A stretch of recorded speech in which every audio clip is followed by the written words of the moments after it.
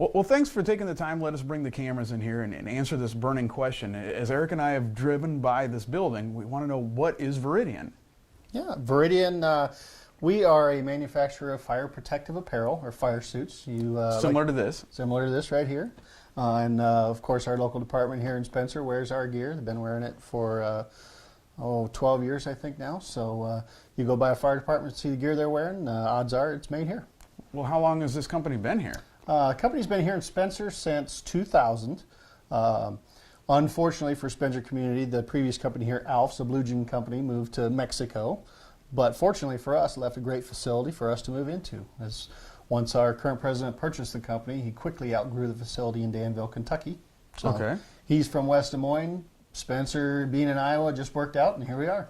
All right. So is there a little bit more on the history? I mean, how did this come about? I mean, how does somebody decide, I want to make protective gear for firefighters? Yeah, it's a pretty exclusive industry. There are about 9, maybe 10 manufacturers here in the States. There's some throughout the world as well. Mm-hmm. But in the States, let's just say 10.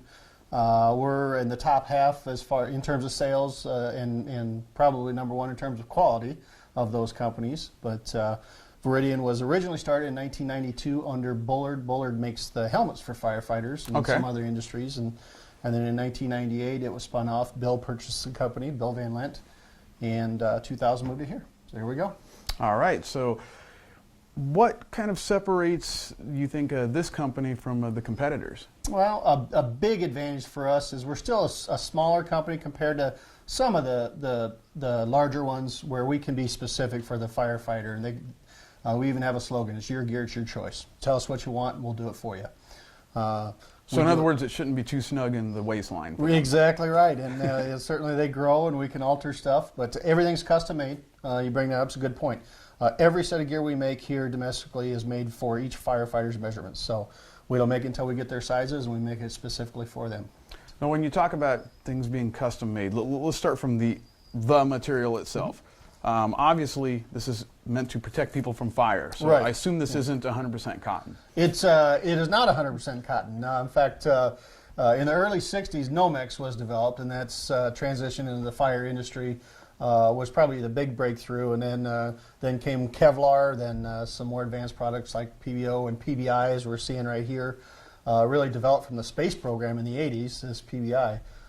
Pretty impressive stuff. This material itself will withstand approximately 1,300 degrees before it starts breaking down.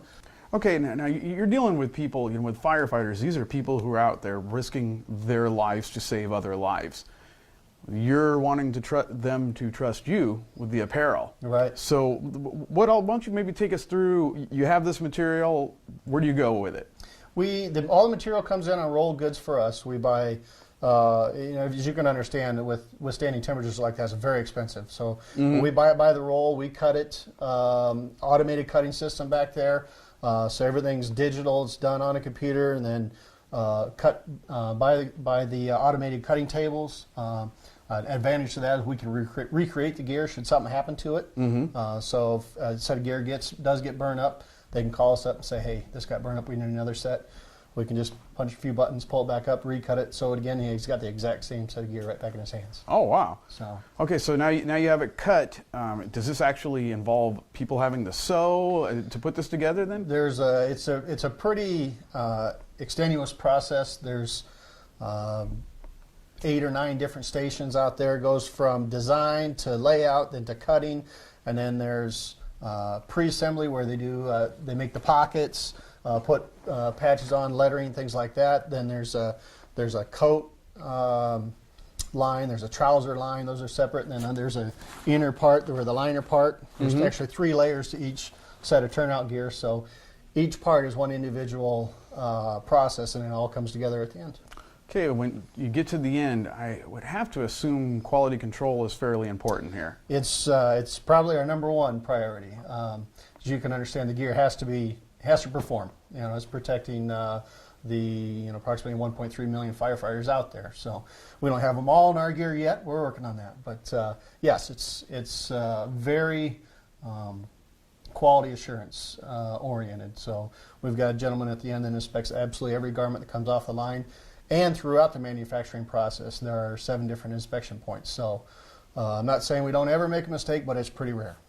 Recent department we've got that we're kind of proud of is El Paso, Texas. Pretty large department. They're now wearing our stuff. So yeah. When it comes to the actual engineering or the design of these suits, does that start here in Spencer, or does that come from another office? Well, it comes from all over, but our world headquarters is right here in Spencer. So everything throughout that our company does originates from right here. We've got very little turnover here.